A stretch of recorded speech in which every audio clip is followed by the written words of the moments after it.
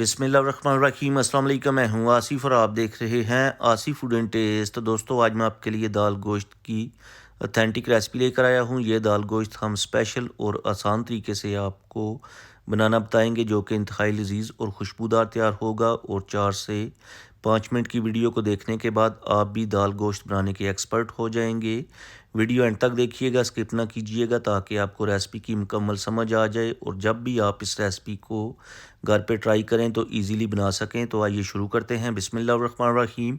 सबसे पहले पैन में ऐड करेंगे हाफ़ कप कुकिंग ऑयल। साथ ही हम इसमें ऐड करेंगे खड़े मसाले, जिसमें 1 टीस्पून साबुत ज़ीरा, 2 बड़ी इलायची, 2 छोटी इलायची, 1 दालचीनी का टुकड़ा, 10 से 12 दाने साबुत काली मिर्च के और 3 से 4 लौंग, जिनको हम 40 से 50 सेकंड के लिए सोते कर लेंगे। खड़े मसालों को सोते करने के बाद इसमें हम ऐड करेंगे 2 मीडियम साइज़ बारीक कटे हुए प्याज, जिनको हम मीडियम टू हाई फ्लेम के ऊपर हाफ़ ब्राउन करेंगे। और जब प्याज हाफ़ ब्राउन हो जाएंगे तो इसमें हम ऐड करेंगे 1 केजी मटन, जिसको हमने अच्छी तरह से वॉश करके इसका पानी ड्रेन कर लिया था। आप इस रेसिपी को मटन और बीफ दोनों में तैयार कर सकते हैं। मटन की हम मीडियम टू हाई फ्लेम के ऊपर अच्छे तरीके से बुनाई करेंगे। मटन पहले कलर चेंज करेगा, उसके बाद पानी छोड़ेगा। पानी को आपने अच्छे तरीके से ड्राई करना है, ताकि जब आप मटन खाएं तो आपको खाने में और भी टेस्टफुल लगे। तो यहाँ पर तकरीबन हमें 6 से 7 मिनट लगे हैं और मटन की अच्छे से बुनाई कंप्लीट हो चुकी है। अब इसमें ऐड करेंगे 2 टेबलस्पून ग्रेट किया हुआ जिंजर गार्लिक। जिंजर गार्लिक की भी हम हाई फ्लेम के ऊपर 3 से 4 मिनट तक बुनाई करेंगे, ताकि इसका कच्चापन और स्मेल दूर हो जाए। और जब 3 से 4 मिनट के बाद बुनाई कंप्लीट हो जाएगी तो तब हम इसमें ऐड करेंगे टमाटर का पेस्ट। 3 हमने टमाटर लिए थे, जिनका हमने मिक्सी में डाल के पेस्ट तैयार कर लिया था। टमाटर के पेस्ट की भी हम अच्छे तरीके से ऑयल सेपरेट होने तक बुनाई करेंगे। जितनी आप दोस्तों ज़्यादा बुनाई करेंगे उतना ही आपको टेस्ट अच्छा मिलेगा। तो तकरीबन हमें 5 से 6 मिनट लगे हैं और टमाटर के पेस्ट की भी अच्छे से बुनाई कंप्लीट हो चुकी है। अब इसमें ऐड करेंगे स्पाइसेस, जिसमें 1 टीस्पून नमक टेस्ट के according, 1 teaspoon red chilli powder, 1 teaspoon धनिया powder, 1 teaspoon mix garam masala और हाफ़ टी स्पून हल्दी पाउडर ऐड करने के बाद इन स्पाइसेस की भी हम मीडियम टू हाई फ्लेम के ऊपर 6 से 7 मिनट तक बुनाई करेंगे। दोस्तों, इसी दौरान चैनल पे नए हैं तो प्लीज़ चैनल को सब्सक्राइब कर लें। इससे हमारी हौसला अफजाई होती है, हमें मोटिवेशन मिलता है कि आपको हमारा जो काम है पसंद आता है।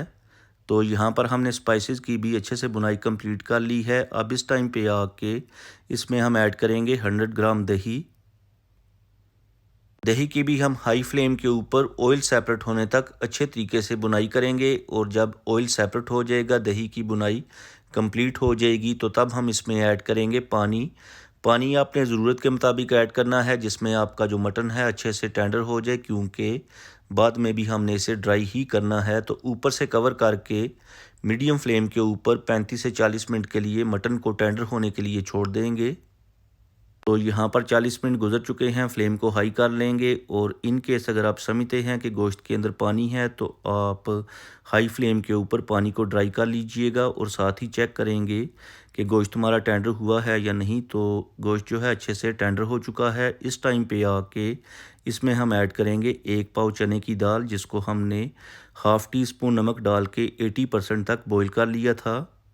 दाल की हम 4 से 5 मिनट तक बुनाई करेंगे, ताकि दाल और गोश्त का टेस्ट आपस में मिक्स हो जाए। और जब बुनाई कंप्लीट हो जाएगी तो ऊपर से कवर करके मीडियम फ्लेम के ऊपर दाल को 15 मिनट के लिए स्टीम करेंगे, ताकि जो बाकी की 20% रहती थी वो भी अच्छे से टेंडर हो जाए। पानी वगैरह ऐड नहीं करेंगे, क्योंकि स्टीम और बुनाई से बाकी की भी 20% टेंडर हो जाएगी। तो यहाँ पर 15 मिनट के बाद एंड पे जाके 2 टेबलस्पून बारीक कटा हुआ हरा धनिया और 5 से 6 ग्रीन चिलीज़ ऐड करके जस्ट 1 मिनट के लिए मिक्स कर लेंगे।